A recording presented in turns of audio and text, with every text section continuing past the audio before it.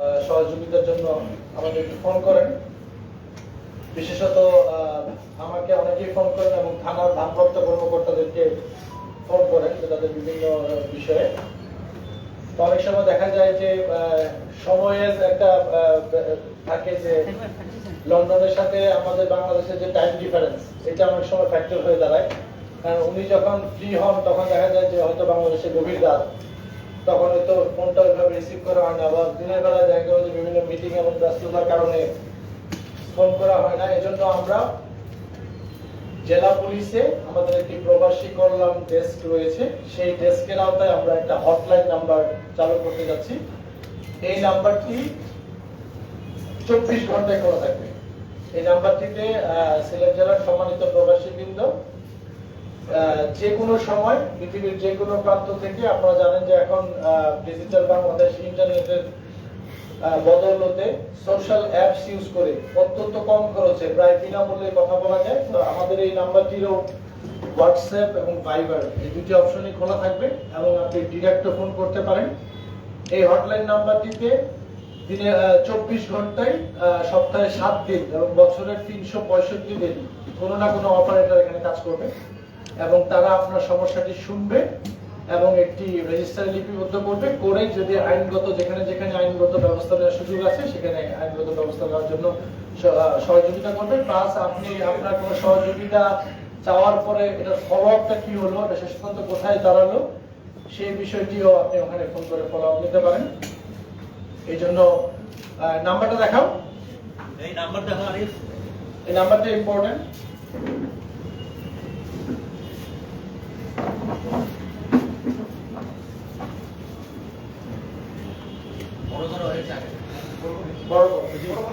Brightness বাড়িয়ে জোর আছে।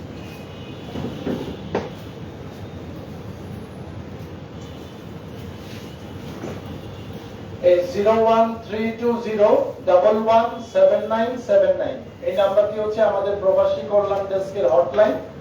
এই নাম্বারটিতে সম্মানিত প্রবাসীবৃন্দ ফোন করতে পারেন, সরাসরি ফোন করতে পারেন এবং সোশ্যাল অ্যাপস হোয়াটসঅ্যাপ এবং ভাইবার এই দুটি অ্যাপস নিয়ে আপনারা আমাদেরকে ফোন করলে, এবং আপনাদের সুবিধার জন্য এখানে আমাদের যে অপারেটররা কাজ করবে তারা সবাই ফিমেল, আমার নারী পুলিশ সদস্য, এবং আমি সিলেট অঞ্চলের যারা অধিবাসী তাদেরকেই এই হটলাইন নাম্বারের জন্য সিলেক্ট করেছি, যাতে আপনারা চাইলে নিজের আঞ্চলিক ভাষায়ও ওদের সাথে কথা বলতে পারেন। এটা হচ্ছে উদ্দেশ্য। এবং 24 ঘন্টায় সপ্তাহে 7 দিনই আপনি এই নাম্বারটিতে যখন আপনি ফোন করেন তখনই আপনি পাবেন। এবং এটি আমি মনে করি যে প্রবাসী ভাইদের অনেক সমস্যা জানানো এবং আমাদের জানার একটা চমৎকার একটা সুযোগ তৈরি হবে। এবং যদি আপনি সোশ্যাল অ্যাপস ইউজ করে করেন, এটা অলমোস্ট বিনামূল্যে আপনি কলটি করতে পারেন। তারপরে যদি কেউ মনে করেন যে না ডিরেক্ট ফোন করবেন, সেটাও করতে পারেন। এটা হচ্ছে আমাদের প্রথম একটা উদ্যোগ। এই উদ্যোগটা আমি ফেনীতেও নিয়েছিলাম এবং ফেনীতে ওই নাম্বারে আমরা বিপুল সাড়া পেয়েছি। আমি বিশ্বাস করি যে সিলেট অঞ্চলের প্রবাসীরা আপনাদের মাধ্যমে যদি এটা প্রচারিত হয় তাহলে এই নাম্বারে আমরা প্রচুর সাড়া পাবো এবং সেখান থেকে আমরা প্রবাসীদের আসলে প্রকৃত সমস্যাগুলো কি কি এবং সেখানে কিভাবে কাজ করলে পুলিশি সেবাটা আরো ভালো ওনাদের জন্য দিতে পারি, সেটা এই নাম্বার আমি মনে করি একটা ব্রিজ হবে বিটুইন প্রবাসী এবং জেলা পুলিশের মধ্যে। আপনাদের কাছে বিনীত অনুরোধ যে এই নাম্বারটি আপনারা প্রচার করবেন। আমরাও আমাদের ফেসবুক পেজে এটা দিয়ে দিব এবং আমরাও প্রচার করব, যাতে এই নাম্বারটির মাধ্যমে প্রবাসী এবং জেলা পুলিশের মধ্যে একটি কার্যকর যোগসূত্র স্থাপন হতে পারে, যেখান থেকে আমরা আসলে আপনাদেরকে সেবাটি আরো ভালোভাবে দিতে পারি। আর একই সাথে আমরা সেকেন্ড একটা সার্ভিস, আপনারা জানেন যে বিদেশে পড়তে গেলে বা বিভিন্ন কারণে গেলে পুলিশ ক্লিয়ারেন্স সার্টিফিকেট লাগে। এই ক্লিয়ারেন্স সার্টিফিকেট পেতে গেলে, কারণ ক্লিয়ারেন্স সার্টিফিকেটের আবেদনটি জমা দিতে হয় অনলাইন, তো আমাদের অনেক প্রবাসী ভাইরা আছেন যারা দেশ থেকে বিদেশে যাওয়ার চেষ্টা করছেন, বিদেশে গমন ইচ্ছুক অনেকে আছেন যারা এই ফর্মটি ফিল আপ করতে কম্পিউটার অপারেটরের কম্পিউটার দোকানের সহযোগিতা নেন এবং সেখানে বিভিন্ন ধরনের অ্যামাউন্টের নামে একটা হয়রানির শিকার হন। তো সেই জন্য আপনাদের জন্য আমার এসপি অফিসে আমার কম্পিউটার অপারেটর থাকবে। আপনি আপনার প্রয়োজনীয় কাগজপত্র এবং চালান জমা নিয়ে আবেদনটি আমার এখানে এসে করতে পারেন ফ্রি অফ কস্ট। আমি এটা করে দিব এবং আপনি আপনার প্রয়োজনীয় কার্যক্রম শেষে এই অফিস থেকেই, এটা একটা ওয়ান স্টপ সার্ভিস সেন্টার হবে। যারা যারা আবেদন করতে পারেন না নিজেরা, নিজেদের কম্পিউটার বা মোবাইল ব্যবহার করে, তারা যদি মনে করেন আমার অফিসে আসবেন, এখানে আমার সেবা দেওয়ার জন্য অফিস আওয়ারে লোক থাকবে। সেই অফিস আওয়ারের মধ্যে আপনি আপনার প্রয়োজনীয় কাগজপত্র নিয়ে আসলে আপনার হয়ে আমার অপারেটর সেই আবেদনটি করে দিবে বিনা পয়সায়। করে দেওয়ার পরে আপনি যে প্রথাগত নিয়মে ইনকোয়ারি হয়ে আপনাকে জানানো হবে যে এই পুলিশ ক্লিয়ারেন্স সার্টিফিকেট রেডি হয়েছে, আপনি আবার এই একই অফিসে এসে এখান থেকে নিয়ে যাবেন। এই সেবাটাকে আমি হয়রানি মুক্ত এবং জনগণের সহযোগিতার জন্য করতে যাচ্ছি। আমরা এখানে কম্পিউটার এবং অপারেটর দিয়ে, আমার প্রশিক্ষিত অপারেটর দিয়ে লোক থাকবে, যেটাকে আমরা নাম দিচ্ছি one stop service for police clearance. তো এই ছিল আমার পক্ষ থেকে। আপনাদের যদি কিছু জানার থাকে তাহলে কথা বলতে।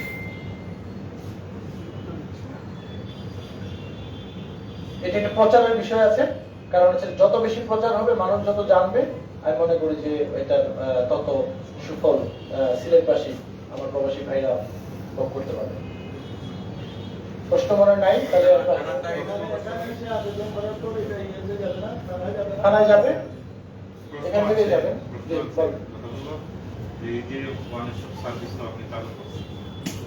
বিগত দিনে যে প্রিভিয়াস যে রেকর্ডটা আছে, যে কতজন প্রবাসী সহযোগিতা চেয়েছিলেন বা কতজন পেয়েছে, প্রিভিয়াস কোনো কারণ মানে আপলোডেড স্ট্যাটিস্টিক্স আমার কাছে নাই, কিন্তু আজকে থেকে চালু করার পর থেকে তোমার কাছে আছে নাকি স্ট্যাটিস্টিক্স? আছে কোনো কতজন আছে? এই প্রবাসী কল্যাণ ডেস্ক যেটি চালু আছে, সেটিতে মূলত হচ্ছে বিভিন্ন প্রবাসীরা বিভিন্ন মন্ত্রণালয় বা পররাষ্ট্র মন্ত্রণালয় আমাদের কাছে যদি সরাসরি আবেদন করেন, সেটা হচ্ছে যারা ইতিমধ্যে আবেদন করেছেন। কিন্তু এই হটলাইনের মাধ্যমে আপনি যদি লন্ডনে থাকেন, আপনার তো এখানে এসে আবেদন করার কোনো সুযোগ নেই। কিন্তু আপনার সমস্যাটি কিন্তু এই নাম্বারের মাধ্যমে, যেটাকে আরো কানেক্টিভিটি বাড়ানোর জন্য এই ডেস্কটাকে আমি আরো অধিক কার্যকর করার চেষ্টা করছি। আমাদের এখানে বিভিন্ন স্বরাষ্ট্র মন্ত্রণালয়, পুলিশ হেডকোয়ার্টার্স অথবা হচ্ছে পররাষ্ট্র মন্ত্রণালয়ের মাধ্যমে অনেক প্রবাসীদের বিষয়াদি থেকে থাকে, যখন যেগুলো আসে এটাও চলমান থাকবে। প্লাস হচ্ছে এই নাম্বারের মাধ্যমে আমি আরো যে আগ্রহী যারা আছেন, কারণ অনেকেই আসলে এই ব্যাপারগুলো বুঝেন না, তারা ফোন করেই আসলে সমস্যাটির সমাধান নিতে চান। কিন্তু আমার দেখা গেল যে ভারপ্রাপ্ত কর্মকর্তারা এবং আমি নিজেও দাপ্তরিক এবং অন্যান্য কাজে অনেক সময় ব্যস্ত থাকি, সবসময় কিন্তু প্রবাসী ভাইদের ফোনগুলো যে রিসিভ করা হয় বা হলেও তার এক্সপেক্টেড সময় মতো আসলে প্রবলেমটা শোনা হয় না। প্রবাসীরা, আমার অভিজ্ঞতা থেকে আমি দেখেছি যে প্রবাসীরা যখন একটা ফোন করে, তখন ওরা লম্বা সময় নিয়ে প্রবলেমটি বর্ণনা করতে চান, এবং অনেক সময় কিন্তু ওই যে এত বর্ণনা দেন যে মূল প্রবলেম কোনটা সেটাও বুঝে অনেক সময় কষ্টকর হয়ে যায়। আমি শিওর যে আপনাদেরও একই অভিজ্ঞতা, একই ধরনের অভিজ্ঞতা। এটার জন্যই কিন্তু এই যে আমার এই সার্ভিস। হ্যাঁ, কারণ ওকে আমার অপারেটরদেরকে ট্রেনিং দেওয়া হয়েছে এবং ব্রিফ করা হয়েছে যে উনি যতক্ষণ পর্যন্ত কথা বলতে চায় তুমি ততক্ষণ পর্যন্ত শুনবা। এবং আমার যে এক্সপেরিয়েন্স, এটা হচ্ছে যে বিদেশে ডাক্তারদের মধ্যে সবচেয়ে সর্বোচ্চ হাইয়েস্ট পেইড হচ্ছে যারা সাইকিয়াট্রিস্ট। ওখানে একজন সাইকিয়াট্রিস্ট ঘন্টায় $200 উপরে নেয় শুধু আপনার কথা শোনার জন্য, কারণ বিদেশের মাটিতে কেউ নাই আপনার কথা শোনার জন্য। তো মানুষ হচ্ছে সাইকিয়াট্রিস্টের কাছে অ্যাপয়েন্টমেন্ট নেয় এবং যে 1 ঘন্টা 2 ঘন্টা কথা বলে নিজের মনকে হালকা করার জন্য। তো সেই হালকা করার জন্য ওনারা ঘন্টায় $200 $150 কিন্তু চার্জ করেন। উনি শুধু আপনার কথা শুনবেন, তারপরে আপনাকে হয়তো একটা পরামর্শ দিবেন। সেই পরামর্শ আপনার কাজে লাগতেও পারে, নাও লাগতে পারে। কিন্তু আমিও ভেবেছি যে এই আধুনিক বিশ্বের যে সুবিধাটি যে আমার সিলেট জেলা পুলিশে থাকুক, যে একজন প্রবাসী অনেক সময় কিন্তু মনের দুঃখটা শেয়ার করার মধ্যে কিন্তু প্রবলেমের অনেকটাই সলভ হয়ে যায়। এটা আমি বিশ্বাস করি। যে আমরা বলি না যে কথা বলে হালকা হওয়া, তো এই হালকা হওয়ার একটা বিষয় আছে। একই সাথে সাথে ওখান থেকে যদি আমরা পুলিশ রিলেটেড, উনি হয়তো কোনো একটি মামলা করেছিলেন, সেই মামলাটির আপডেট জানতে চান, সেই আপডেটটি আমরা দিতে পারবো। উনি হয়তো একটা জিডি করেছিলেন, সেটার আপডেট দিতে পারবো। অথবা ওনার কোনো একটা প্রবলেম যেটার জন্য মামলা করার প্রয়োজনীয়তা আছে বা জিডি করতে হতে পারে, সেই পরামর্শটাও আমরা আইনি পরামর্শটার সাথে দিব। এবং আমরা সংশ্লিষ্ট থানাকে এখান থেকে, এই অফিস থেকেই আমরা এটা মনিটর করবো যে অমুক আসছেন। আবার অনেক সময় দেখা গেল যে আপনার বাংলাদেশের যে আইনের সিস্টেম, আপনাকে মামলা করতে গেলে একজন বাদীর দরকার হয়। তো সেই ক্ষেত্রে আমরা জেনে নিতে পারবো যে দেশে ওনার কে আছেন, তাকে আমরা তার ফোন নাম্বারটি আমরা নিয়ে নিতে পারবো এবং সেখানে আমরা তাকে যোগাযোগ করে সহযোগিতা দেবো। মোট কথা হলো যে আমি মনে করি যে কোনো সমস্যার সমাধানের প্রথম ধাপ হচ্ছে সমস্যাটি জানা। আমি যদি সমস্যাই না জানি, ওনার প্রবলেমটা না জানি, আমি সমাধান করবো কিভাবে? তো সুতরাং প্রবলেমটা জানাও প্রবলেম সলিউশনের কিন্তু প্রথম এবং অন্যতম গুরুত্বপূর্ণ ধাপ। তারপরে ধাপে ধাপে সমস্যার সমাধান হবে। আপনারা জানেন যে সব প্রবলেমের সলিউশন কিন্তু পুলিশের না, পুলিশের হাতে নাই। বিশেষত জায়গা জমির যে বিষয়টা, জায়গা জমির ক্ষেত্রে কিন্তু পুলিশের এখতিয়ার হচ্ছে যে এই জায়গা জমি সংক্রান্ত যদি কোনো অপরাধমূলক ঘটনা ঘটে, মারামারি, হানাহানি, এইগুলো প্রিভেন্ট করা হচ্ছে পুলিশের কাজ। কিন্তু কার জায়গা, কাকে দেওয়া হয়েছে, দলিলে কি আছে, 70 বছর আগে কি হয়েছে, এটা কিন্তু পুলিশের কাজ না। এই বিষয়টাও কিন্তু অনেকে জানে না। মনে করেন যে যারা, আমি ব্যক্তিগতভাবে এসপি হিসাবে আমি মনে করি যে আমার যে পেশাদার কাজ, খারাপ লোককে ধরা, অপরাধ নিয়ন্ত্রণ, আমি এর মধ্যে থাকতে চাই। আমি হচ্ছে কার জায়গা কাকে বুঝাই দেওয়া, এটা যদি কোর্টের আদেশ থাকে, এটা এই বিষয়ে আপনারা জানেন যে সিভিল ম্যাটার্স গুলো ডিল করে থাকে সিভিল কোর্ট। কোর্টের যদি কোনো নির্দেশনা থাকে, যে কোনো অর্ডারশিট থাকে যে অমুককে জায়গাটি বুঝিয়ে দেওয়ার, পুলিশ আমাকে নির্দেশনা অবশ্যই করবো। কিন্তু মূলত জায়গা জমি সংক্রান্ত বিষয়ে আইন শৃঙ্খলা যদি কোনো পরিস্থিতির উদ্ভব ঘটে বা ঘটার সম্ভাবনা থাকে বা পূর্বে ঘটেছিল, সেই অংশটাই কিন্তু আমার মূল দেখার দায়িত্ব। তা আমি মনে করি যে প্রথমত মনে করি যে এই নাম্বারটি দিয়ে আমি আমার দরজা ওপেন করে দিলাম, যে আমার তরফ থেকে সদিচ্ছার কোনো অভাব নেই। আমি ডোর ওপেন করে দিলাম, কারণ অনেক মানুষ কিন্তু, যেমন গতকালকে একজন প্রবাসী আমাকে ফোন করেছেন, ফোন করে বলেছেন যে আমি আমার পরিচয় দিয়েছি, তারপরে উনি আমাকে বলেছেন যে ফেঞ্চুগঞ্জ থানার ওসির নাম্বারটা একটু আমার লাগবে। আমি বললাম যে আচ্ছা ঠিক আছে, আমি ফেঞ্চুগঞ্জ থানার ওসির নাম্বারটা আপনাকে দিচ্ছি। তো দেওয়ার পরে দিলাম, আমি বললাম যে আর আপনাকে কি কোনো সেবা করতে পারি? বললাম না, আমি ওসি সাহেবের সাথে কথা বলে নেব। ঠিক আছে, আপনি ওসি সাহেবের সাথে কথা বলেন। উনি হয়তো বিষয়টা, হয়তো আমি কি বলবো, হয়তো উনি এই বিষয়গুলো সম্পর্কে অবহিত না, যে এসপি সাহেবকে ফোন করে ওসি সাহেবের নাম্বার চাওয়া যায় না, বা ওসি যেইভাবে উনি এসপি সাহেবের নাম্বারটি পেয়েছেন, সে একইভাবে উনি চাইলে ওসি সাহেবের নাম্বারটিও পেতে পারেন। তা আমি এটাকে পজিটিভলি নেই, স্পোর্টিংলি নেই। আরেকদিন আমাকে ফোন করে, আমি অনেকের সাথে শেয়ার করেছি, আমাকে বলেছেন যে এটা কি জালালাবাদ থানার নাম্বার? তো আমি বলেছি যে এটা জালালাবাদ না, এটা সিলেট জেলার নাম্বার। সিলেট জেলার কোন জায়গার নাম্বার? তা আমি বললাম যে সিলেট জেলার, এটা সিলেটের এসপি সাহেবের নাম্বার। তো বলে যে তাহলে আপনার সাথে কি একটু পরামর্শ করা যাবে? তা বললাম যে অবশ্যই পরামর্শ করা যাবে, কিন্তু আমার মনে হচ্ছে আপনার সমস্যাটা জালালাবাদ থানায়, আমি আপনাকে জালালাবাদ থানার নাম্বারটা দিচ্ছি।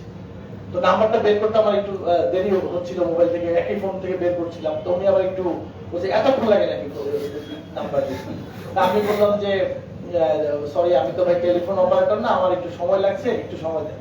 তো নাম্বারটা দিলাম। তো দেওয়ার পরে বলতেছে নাম্বার তো পাইলাম, এখন আপনার সাথে পরামর্শ করলে কি সমস্যা?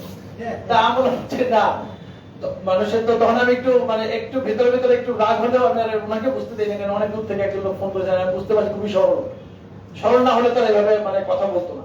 তা আমি বললাম যে আপনি কিন্তু সিলেটের এসপির সাথে কথা বলছেন, আপনি কি বুঝতে পারছেন? তা বলে যে তুমি তো কইলাই তুমি এসপি, তো এসপির সাথে কথা বলছো, তুমি যা করবে তাই তো আমি বিশ্বাস করবো। আমি বললাম যে জি অবশ্যই। তো পরে আমি বললাম যে আপনি তাহলে ওই নাম্বারটাতে ফোন করে, ওই নাম্বারে ফোন করে যদি কোনো কাজ না হয় তাহলে আবার আমাকে ফোন করে। একজন বয়স্ক মানুষ, হ্যাঁ বয়স্ক মানুষ কথা বলেছে। তো আমি তখনই আমি সিদ্ধান্ত নিয়েছি ওই দিন সকালবেলায়, কারণ ওই দিন রাত্রেবেলা আমি 3:30টার সময় ঘুমাইছি এবং এই কলটা আসছে 7:50-এ। তো আমি মোটামুটি ঘুম টুমের মধ্যে ফোনটা ধরেছি, যে কারণ আমি চেষ্টা করি, সবার ফোন ধরতে পারি না, চেষ্টা করি যে প্রবাসীদের নাম্বারগুলো পারস্পরিক গাড়িতে যখন থাকি, ফ্রি থাকি, তখন ধরার চেষ্টা করি, বাসায় থাকলে ধরার চেষ্টা করি। তো এটা ধরে আমি তখনই সাথে সাথে সিদ্ধান্ত নিয়েছি যে তাহলে এই মানুষদেরকে সেবা দেওয়ার জন্য আমার একটা উপায় দরকার।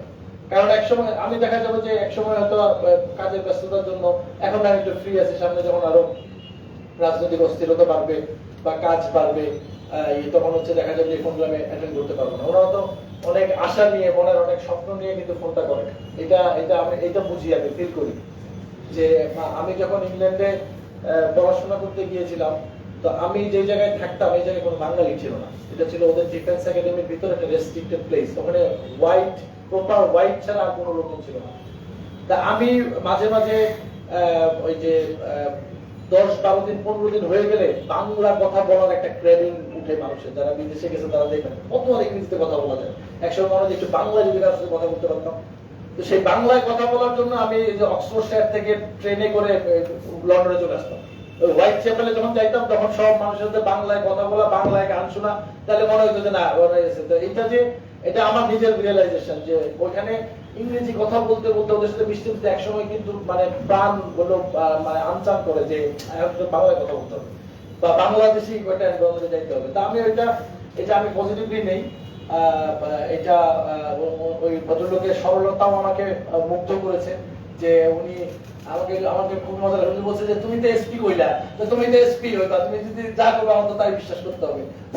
আমি বললাম যে এই ভদ্রলোক আসলে সহজ সরল। তো এই জন্য আমি হটলাইনটা খুলেছি। আমি আমার অপারেটরদেরকে শক্ত করে বলে দিয়েছি যে আমি ফিমেল সিলেক্ট করেছি কেন, কারণ প্রকৃতিগতভাবেই আমাদের মা জাতি যারা তাদের ধৈর্য সহ্য একটু বেশি থাকে, পুরুষ জাতির চেয়ে আমাদের ধৈর্য সহ্য একটু কম থাকে। তো এই জন্য আমি ফিমেল অপারেটর সিলেক্ট করেছি 1 নাম্বার। 2 নাম্বার আমি সিলেট অঞ্চলের লোক সিলেক্ট করেছি, যাতে অনেক সময় আমি সব কথা বুঝি না, উনি বলতে থাকে, স্পেশালি যখন কোনো ভদ্র মহিলা ফোন করেন তখন আমি অনেক কথাই কিন্তু বুঝি না উনি কোথা থেকে শুরু করছেন কি যাচ্ছেন। আমি মনে করছি যে যদি সিলেট অঞ্চলের লোক হয় তাহলে উনি একটু সিলেটে মাতো মারতে পারবে, আবার ওই ভাষায় কথা বলতে পারবে। তো এইগুলা সিলেক্ট করে এটা কাজ শুরু করা আমাদের, আমি মনে করি যে এটা আমাদের তরফ থেকে আমরা যে ওপেন সিলেটের জেলা পুলিশ যে আসলে সিলেটবাসীকে সেবা দিতে চায় এটা প্রমাণ। কারণ আমি তো আমার দরজা খুলে দিয়েছি এবং আপনাকে বলছি যে এই ফোন বন্ধ হবে না। কারণ লন্ডনের সাথে টাইম ডিফারেন্সের কারণে, আমেরিকার সাথে টাইম ডিফারেন্সের কারণে আমাদের একজন শ্রমিক ভাই যখন কাজটা শেষ করে হয়তো উনি রেস্টুরেন্টে ডিউটি করে যখন ফোনটা করার জন্য ফ্রি হয়েছে তখন দেখা গেল বাংলাদেশে কবিতা ভোর রাত। তো এই ভোর রাতে আসলে উনিও অনেক সময় না বুঝে ফোন করেন, আমাদের ফোনটা সারারাতই বাজে। তো সরকারি ফোন যেহেতু খোলা রাখতে হয়, ফোন কিন্তু বাজে 3টা 4টা 5টার সময় বাজে। তো ওই সবসময় তো অনেক সময় ধরা হয় না। তো এই জন্য এখানে যারা কাজ করবে তারা শিফট ওয়াইজ ডিউটি করবে। সে রাতে করেন আর আপনি দিনে করেন, লন্ডনের দিন বা লন্ডনের রাত, আমেরিকার দিন বা কোনো ডাজন্ট ম্যাটার, আপনি পৃথিবীতে 24 ঘন্টা সময়ের মধ্যে যে সময় ফোন করেন আপনি পাবেন। আবার অনেক সময় এমার্জেন্সি থাকে, যে দেখা গেল যে রাত্রেবেলায় হয়তো তার বাড়িতে এমন একটা অপরাধমূলক কর্মকাণ্ড হচ্ছে বা হয়তো কেউ অসুস্থ হয়ে গেছে, উনি আর কাউকে না পেয়ে। কারণ আমি কিন্তু বারবার বলছি যে মহান সৃষ্টিকর্তার পরে মানুষ যখন বিপদে পড়ে তখন যে পেশার লোকদেরকে স্মরণ করে সেটা হলো পুলিশ। এখন চাই হলো যে পুলিশের কাছ থেকে একটা রেসপন্স। তো এটার জন্য ওই হটলাইন নাম্বার খোলা। এখানে অপারেটররা শিফট ওয়াইজ কাজ করবে, সুতরাং তার জন্য কোনো বিরক্তি নাই, তার জন্য কোনো ক্লান্তি নেই। সে ফোন ধরবে, রিসিভ করবে, সমস্যাটা শুনবে এবং সেই সমস্যাতে যদি পুলিশের কোনো আইনগত সমস্যা সমাধান দেওয়ার সুযোগ থাকে তাহলে সেটা আমরা জানবো। আমার যেটা সবচেয়ে লাভ হবে সেটা হলো যে এসপি হিসাবে আমি সিলেটের প্রবাসীদের প্রবলেম গুলো বুঝতে পারবো।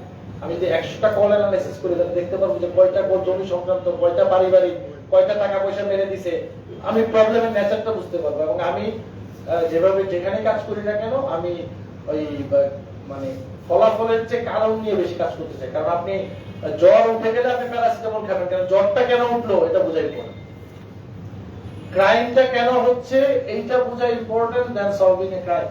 কারণ আমি যদি কারণটা বুঝতে পারি, nature of the problem, causes of the problem বুঝতে পারি, তখন আমি সঠিক সমাধান বের করতে পারবো। কারণ আপনার চোখের সমস্যা হলে আপনার চোখের ডাক্তারের কাছে যেতে হবে, দাঁতের ডাক্তারের কাছে গেলে সারাদিন ঘুরলে আপনি সমাধান পাবেন না।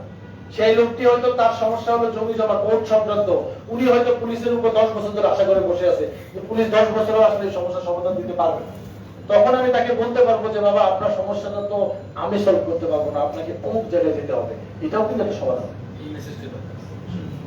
অনেকেই জানেন আমি এটা বিষয় যে মামলা জিডিএ যে আমাকে অনেকে মেসেজ পাঠান, আমি কিন্তু মেসেজ গুলো পড়ার চেষ্টা করি এবং রিপ্লাই দেওয়ার চেষ্টা করি। একজন 2016 একজন ভদ্র মহিলা আমাকে প্রথম ফোন করেছিলেন। আমি উনি একদম মানে সিলেটের আঞ্চলিক ভাষায় আমি অনেক কথাই বুঝতে পারি নাই। তো পরে দেখলাম উনি ভাঙা একটা মেসেজ করছে, আমি শিওর যেটা অন্য কেউ লিখে দিয়েছি। এখন 2016 সালে উনি তার যা না কে হচ্ছে গয়না দিয়ে গেছিল রাখার জন্য। এখন সেই গয়না উনি যখন পরে 2020 সালে আসছে তো যা বলছে তুমি তো কোনো গয়না টয়না রেখে দাও, তুমি কিসের গয়না কথা বলছো, এবং সেটা অনেক ভরি, 30 ভরি না 40 ভরি। এখন মহিলা ভদ্র মহিলা উনি তার গয়নার দুঃখ বুঝতে পারতেছে না।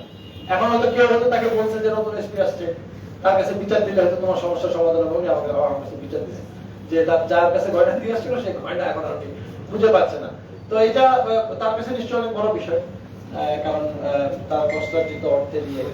আবার দেখা গেল যে এটা যদি সময় মতো যদি আমি জানতে পারতাম বা ওই সময় যদি জানতে পারতাম, দেখা গেল যে তার অনেকদিন আগের ঘটনা, 16 সালে গয়না দিয়েছিলেন, ইয়ে করেছেন, এটা যদি সাথে সাথে জানতে পারতাম, বাবার এই হটলাইন নাম্বার যদি থাকতো, তাহলে তো আমরা সাথে সাথে যদি অ্যাডজাস্ট করতাম, তাহলে হয়তো প্রবলেমটা সলভ হয়ে যেত। তো এটাই আর কি, এটা হচ্ছে যে এমন কোনো বিশাল উদ্বেগ না, এমন কোনো যে না যে আমি সব সমস্যার সমাধান করে ফেলবো, সেটা আমি বলছি না, but this is the beginning. এবং আমি মনে করি যে প্রবলেমটা যদি আমি জানতে পারি, আমি প্রয়োজনে আপনাদের সাথে শেয়ার করবো, সিলেটের লোকাল লোকের সাথে সরাসরি করে আস্তে আস্তে জনপ্রতিনিধিদের সাথে কথা বলে একটা সমাধান তো আসলে বের হবে। বিকজ যে কোনো কিছুর যত বড় সমস্যা হোক না কেন, শুরুটাই ইম্পর্টেন্ট। শুরুটা তো কাউকে না কাউকে করতে হবে। পৃথিবীর যত বড় কাজই হোক, কেউ না কেউ কিন্তু শুরু করছে। শুরু করার পরে আমি হয়তো আজকে সিলেটের এসপি হিসেবে হটলাইন নাম্বার এস্টাবলিশ করলাম, এক সময় হয়তো এই সার্ভিস এতটা এস্টাবলিশ হবে যে একটা নাম্বার দিয়ে হবে না, হয়তো আমাকে আরো 4টা কল সেন্টার বানাইতে হবে। Who knows? So this is the beginning. আমরা শুরু করতে চাই। শুরুতে অনেক ধরনের লিমিটেশন থাকবে, যেমন ধরেন সবাই একটা নাম্বারে কল করতে চাইবে, নাম্বারটা হয়তো ব্যস্ত পাবে, কারণ একজন অপারেটর তো এট দ্য সেম টাইম একটা নাম্বারে একজনের সাথে কথা বলতে পারে, যদি না সেটা গ্রুপ কল হয়। তো ওইরকম হয়তো হবে, এবং সেটা নিয়েও যে কিছু গালাগালিও শোনা লাগবে, যেটা আমার ফেনের এক্সপেরিয়েন্সে আমি পেয়েছি। লাইন পায় না দেখে পরে আবার আরেকজন আবার গালাগালি করে যে ইয়ে পায় না কেন। আমি আমার মেয়েদেরকে বলছি যে ও তোমাকে যাই বলুক না কেন, তুমি কোনো রেসপন্স করবে না। তুমি হয়তো তাকে অনুরোধ করবে যে স্যার আপনি একজন পুলিশ সদস্যের সাথে কথা বলছেন, এই যে স্যার বলে শুরু করা, এটাও তার জন্য একটা রিলিফ। কারণ পুলিশের অ্যাপ্রোচ আসলে ডিফারেন্ট, এটা আমি ফিল করি। আমি মনে করি যে পুলিশিং করতে গেলে যে খারাপ ব্যবহার করতে হবে, এটা বিশ্বাস করি। আমি আমার কাজটা ভালোভাবে করতে পারি। যেমন আমি ইউরোপিয়ানদের কাছ থেকে অনেক কিছু আসলে শিখেছি, আমার ওই যে বিদেশে পড়াশোনা, ট্রেনিং, অনেক এক্সপিরিয়েন্সে। ওরা যদি না বলে, সেটা মানে কিন্তু নাই। আমরা আস্তে আস্তে বলবে যে আই এম অ্যাফ্রেড, যে মানে এটা সরাসরি না বলবে না, বাট আকারে ইংরেজিতে তোমাকে বলবে, কিন্তু এটা আপনি কোনোদিন হা করে দেবেন। কিন্তু খারাপ ব্যবহার করবে বা আপনাকে রুডলি বলবে না, আপনার মুখের উপর বলে ইয়ে করে দিবে না। তো আমি মনে করি যে পুলিশিংটা এইভাবে করা সম্ভব। আমাকে তো আসামি ধরতেই হবে, মামলায় চার্জশিট দিতেই হবে যদি ঘটনা সত্য হয়।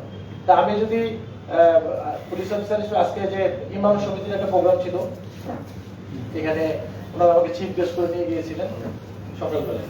তো আমি ওখানেও বলেছি যে আমি যদি 100% ন্যায্যভাবে আমার কাজটা করি, তাও 50% লোক আমার উপর অপোজ থাকবে। কারণ আমি যখন বাদী পক্ষের হয়ে আসামির বিরুদ্ধে চার্জশিট দিব, তো বাদী পক্ষ আমার উপর খুশি থাকবে, আসামির পক্ষ কি থাকবে? আমি কিন্তু আমার কাজটা করছি 100%, তারপরে 50% লোক আমার উপর অখুশি। আবার আমি যখন একটা বাদীর মিথ্যা মামলাকে বাদীর পছন্দ মতো দিব না, তখনও কিন্তু আসামির পক্ষ আমার উপর বলবে যে এসপি সাহেব ন্যায় বিচার করছেন, কিন্তু বাদী পক্ষ খুশি থাকবে। আজকে আপনাদের সিলেটে যে একজন গুরুত্বপূর্ণ ব্যক্তিত্ব এসেছিলেন একটা মামলা নিয়ে, ওনার ইয়েতে। তা আমি যেটা বুঝলাম যে মামলা হয়েছে, একজন মার্ডার হয়েছেন, মামলা হয়েছে, মামলায় আসামিও গ্রেফতার হয়েছে। তো কিন্তু উনি চাচ্ছেন আরো কিছু লোক আছে তাদেরকে গ্রেফতার করার জন্য। রাইট। তা আমি বলেছি ভাই এইটা পাবো। আমি আপনাকে এসপি হিসেবে এইটা গ্যারান্টি দিতে পারি যে মামলাটা সঠিক তদন্ত হবে, কিন্তু আপনার পছন্দ মতো লোককে অ্যারেস্ট করতে হবে, আপনার পছন্দ মতো লোকের বিরুদ্ধে চার্জশিট দিতে হবে, এইটা ভাই পাবো। এতে যদি আপনি আমার উপর অখুশি হন, আমাকে মাফ করে দিতে হবে। কারণ আমি আপনাকে এটা কথা দিতে পারি যে মামলাটা সঠিক সুষ্ঠু তদন্ত হবে। কারণ আপনি যাকে ওই মামলায় আসামি করতে চাচ্ছেন, গোষ্ঠীগত কারণে বা আপনার সাথে বাজে সম্পর্কের কারণে বা অন্য কোনো ঝামেলার কারণে, এটা তো ভাই পাবো, এটা তো আমাদের অন্যায় হবে। কারণ আমাকে তো ভাই জবাব দিতে হবে। আজকে আল্লাহ তাআলা আমাকে ক্ষমতা দিয়েছেন যে আমি চাইলে একটা সুবিচার করতে পারি, সেটা যদি না করি আমাকে তো ভাই জবাব দিতে হবে। তা আমি বলছি যে আপনি রাগ করেন আর আমার উপর বিরক্ত হন, আমাকে ভাই মাফ করে দিতে হবে। আমি মামলায় যে জড়িত আসামি একজনও বাদ যাবে না, আর যে জড়িত না একজনের নামে ভাই একটা সুবিধা হবে। তো জানি না খুশি হয়েছে কিনা, মনে হয় না, চেহারা শুরু থেকে মনে হয় না যে খুশি হয়েছে। ভাবছে যে এসপি আমার এগুলো কি বলে, আমার আইনের কথা শোনা। তো ভাই এটা বললো আমি তো চেষ্টা করব আমার পক্ষে যতটুকু সম্ভব জাস্টিস দেওয়ার। আল্লাহ তাআলা যতটুকু দিবে দিব, সব কাজে পারবো তা না।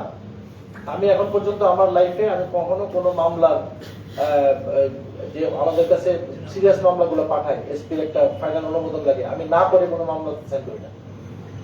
কারণ হচ্ছে যে আমার কাছে মনে হয় যে এইটা একটা প্রাথমিক জাজমেন্ট আমি করতেছি, একটা নিরপরাধ লোকের কারণে ভুলবশত যদি চার্জশিট চলে যায় তার লাইফটা কিন্তু নষ্ট হয়ে যায়, যার ফ্যামিলিতে হয় সে বুঝে। আজকে আমার হাতে আসছে, আমি তো পুলিশ হিসাবে জন্মগ্রহণ করিনি, আবার যখন রিটায়ারমেন্টে চলে যাব সমাজে ফেরত যাব, পুলিশ হিসাবে যাব না। তো পুলিশের চাকরিটা হলো আমার একটা স্বল্প সময়, এখানে আমি নিজেকে অসম্ভব ক্ষমতাবান মনে করার আর কোনো কারণ নেই। আজকে আমি যেটা বলে শেষ করব, আজকে আমাদের খেলাফতে রাশেদিনের যে 4 জন খলিফা ছিলেন তার মধ্যে হযরত আলী রাদিয়াল্লাহু আনহুর যে শাসনামল, এইটাকে বলা হয় যে ইসলামী যুগের সবচেয়ে বড় মানে ন্যায় বিচারের সবচেয়ে বড় উদাহরণ। তো মিশরের একজন গভর্নর ছিলেন মালিক বিন আশকার। তো উনি যখন মিশরের গভর্নর হতে চান, এই হযরত আলী রাদিয়াল্লাহু আনহু মালিক বিন আশকারকে একটা চিঠি লিখেছিলেন। এই চিঠিটাকে এখন জাতিসংঘ থেকে শুরু করে সবাই বলছে যে বিশ্বের মানে গুড গভর্নেন্সের যদি কোনো উদাহরণ থাকে এর চেয়ে কোনো বেস্ট উদাহরণ নেই। এটা আজকে যখন আমি ইমাম সাহেবদের এখানে বলেছি, ওনারা অনেকেই মনে আমার কাছে প্রথম শুনেছেন। কারণ আমরা তো ইসলামী শাসনামলে যে গোল্ডেন যে অনেকগুলো দিক, সেই দিকগুলো আসলে আমরা অনেক সময় দেখি না। এই চিঠিটা যদি সুযোগ থাকে ইন্টারনেটে সার্চ দিলে পাবেন যে হযরত আলীজ লেটার টু মালিক বিন আশকার, পাবেন আপনি। এই চিঠিটা পড়ে দেখেন, 18টা পয়েন্টের কথা বলা আছে সুশাসন এনশিওর করার জন্য। এই 18টা পয়েন্টের যদি 8টা পয়েন্টে কোনো প্রশাসক মেনে চলে, তার দ্বারা জীবনে কোনোদিন কোনো অন্যায় করা সম্ভব হবে না। তো আমি চাকরি জীবনে শুরু থেকেই ওইটা পড়ে যতটুকু পারি ওইটা মেনটেন করার চেষ্টা করি। সব তো পারি না, বাস্তবতা করে সব পারা হয় না, কিন্তু চেষ্টা করি। এটা আমি অনুরোধ করব যে চিঠিটা দেখবেন, পড়বেন, তাহলে একজন প্রশাসকের কিভাবে পরিচালনা করতে হবে এটা সম্পর্কে কোনো ধারণা হয় হয়নি। তো এটাই আমিও এটা দিয়ে চেষ্টা করছি যে ন্যায় বিচার হয়তো সব আমি দিতে পারবো না, কিন্তু এইটা একটা ওপেনিং। আপনাদের কাছে অনুরোধ হলো এই নাম্বারটা আপনারা বেশি বেশি করে প্রচার করুন। একদিনে শেষ করে দিন তো দেখেন, যত বেশি যার যত উপায় আছে প্রচার করলে সাধারণ মানুষ নাম্বারটা আমি চেষ্টা করছি যত সহজ রাখা যায়, 117979। এর চেয়ে ভালো নাম্বার আমি পাইনি। আমি কিন্তু এই নাম্বারটা আমি তো র্যান্ডম সিলেক্ট করি না, আমি বলছি সব নাম্বার লিস্ট নিয়ে আসো, আয়না দেখি তো কোনটা মনে রাখতে সুবিধা। তো মনে রাখতে সুবিধা কোনটা, যে এর চেয়ে ভালো কোনো নাম্বার সিলেক্ট জেলা পুলিশে নাই। 797 মানে 4টা নাম্বার মনে রাখলে হবে। 01320 তো আমাদের পুলিশের সিরিজ, এটা পাবলিক নাম্বার, সুন্দর নাম্বার। হ্যাঁ, আর 1177 এটা যদি হয় তাহলে আমরা চেষ্টা করব। তাহলে আজকে আমরা শেষ করি। জি, আমার একটা প্রশ্ন আছে। জি প্লিজ। জি, আমার একটা প্রশ্ন হচ্ছে আমার সব সাংবাদিকরা নাই, কারণ কি? জি, আমার একটা প্রশ্ন আছে। আজাদ ভাই একদম কইলে। আমার একটা প্রশ্ন হচ্ছে আপনার সিলেটের বিভিন্ন থানা আছে যে পাসপোর্ট ভেরিফিকেশনে গেলে বলে যে অফিসার সাব ইন্সপেক্টর বা এসআই যে লেভেলে যায়, ওনারা যাওয়ার পর বলে আপনার চা খাওয়ার টাকা দেন বা ইয়ে করেন। খুশি হলে যদি এটা এই জিনিসটা কোনো চা কফি কোনো খাওয়ার টাকা দিবেন না। কেউ যদি চায় আমাকে একটা মেসেজ পাঠিয়ে দিবেন, ওর চা খাওয়া আমি খাওয়াই দেব, অসুবিধা নেই। আপনার ফাইন্ডিংস গুলো থেকে করতে চাই, যেটা হলো সিলেটে এই টেন্ডেন্সিটা আছে যে মনে করেন যে আপনি আরেকজন সন্তান বানিয়ে ফেলেছেন। রিসেন্ট আপনি হয়তো জেনে থাকবেন যে যখন মনে করেন সেগুলাকে হয়তো নিয়ে গেল, এক সময় সে যখন বড় হবে সে কিন্তু তার এই পরিবারের তার বাবার পৈতৃক সম্পদ থেকে বঞ্চিত হবে। সে যখন এই ইচ্ছাটা দাবি করতে আসে কিন্তু দিয়ে আবার একটা ঝামেলা করে থাকে। এটাও আসলে আমার মনে হয় আপনাদের না, আমি জানলাম, এটা আমার জানা ছিল না। দেখেন আপনি সমস্যা ওই এক সমস্যা করতে গিয়ে কিন্তু পরবর্তী যে অসংখ্য সমস্যা তৈরি হচ্ছে, এটা কিন্তু ইন্টারেস্টিং। এটা আমার জানা ছিল না। মানে সে গিয়েছে একজন অন্য আরেকজনের সন্তান হিসেবে, তার ডকুমেন্ট সব ওইভাবে প্রিপেয়ার করেছে। এখন এসে তার অ্যাকচুয়াল বাবার যে সম্পত্তি সেখানে সে ভাগ যাচ্ছে। এটা ইন্টারেস্টিং। এটা সময় ছিল প্রথম দিকে এই ঘটনাটা শুনলাম একটা পরশুদিন আগে 5 বছর এটা পরশুদিন এটা আগে তো সমস্যা হয়নি, সমস্যা হচ্ছে এটা মনে খুব বেশি জটিলতা থাকবে না, কারণ অনেক কাগজ না। এখন আমি যেটা বুঝি ভাই, আপনাকে তো বাবাকে ঠিক করতে হবে কোনটা, ঠিক আছে? আমার কাছে আসলে আমি বলবো যে আগে এটা ঠিক করেন যে হুইচ ওয়ান, ঠিক আছে? বিগত দিনে অনেক এখন তো না, এখন যে এটা যেরকম ঘটে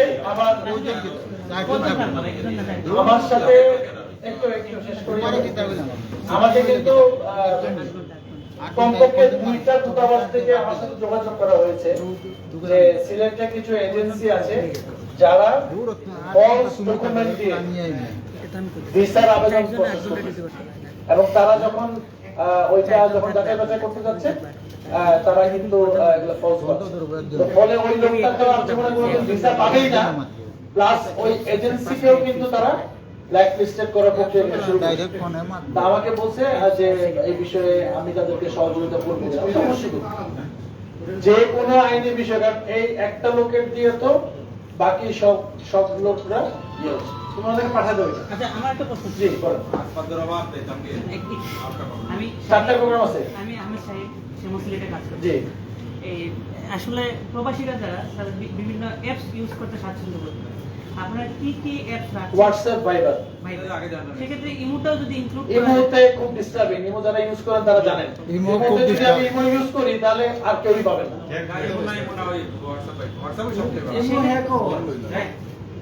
সেক্ষেত্রে আপনার ধরেন ইমো বা অন্য কোনো বর্তমানে আপনার টেলিগ্রামটাও আছে, ইনক্লুড করলে সেক্ষেত্রে আপনার ভাই কয়জন প্রবাসী টেলিগ্রাম ইউজ করে বলেন? অনেকে ইউজ করে। আমি পাই না। আমি অন্তত পাই না। হোয়াটসঅ্যাপ টেলিগ্রাম ইউজ করব শুধু। সেক্ষেত্রে বেশি পাওয়ার সম্ভাবনা থাকে। কল বেশি পাই ওয়ান্স এট টাইম। কারণ আমি মনে করি যে সবচেয়ে প্রচলিত হলো হোয়াটসঅ্যাপ আর ভাইবার। ইমোটা ব্যবহার করলে ভালোই তো, সাধারণ অনেক মানুষ ইমো ইউজ করে, কিন্তু ইমোটা আবার হচ্ছে অনেক ওই যে ডিফিকাল্ট লিস্ট তৈরি করে। কিছু এরিয়াতে আপনার ওই যে হ্যাঁ, এটা বলতে পারেন। রাইট। সেক্ষেত্রে ওই যে সৌদি আরবের জন্য হলো যে ওরা আপনাকে ওর হোয়াটসঅ্যাপ লাগবে না, ও আপনাকে কল করবে। ওরা সৌদি আরবের জন্য ওরা বোটিং ইউজ করে, চায়নাতে আবার অন্য ইউজ করে। অসুবিধা নেই, আমার নাম্বার এটা ওপেন আছে। আমি মনে করি যে আমাকে রিচ করতে গেলে উনি ওইটাতে পাবেন। আর যদি পরে যদি মনে করি যে না আরো কোনো সফটওয়্যার ইউজ করলে করবো। আগে শুরু করি না, শুরু করলে এটা কিন্তু শিফট তো 3টা না, সব আর 3 শিফট দিচ্ছে। শিফট আমি দিচ্ছি। আপনি 24 ঘন্টা ফোন করতে পারবেন। মানে আপনি যখনই ফোন করেন না কেন somebody will respond. Thank you. অনেকক্ষণ কথা বললেই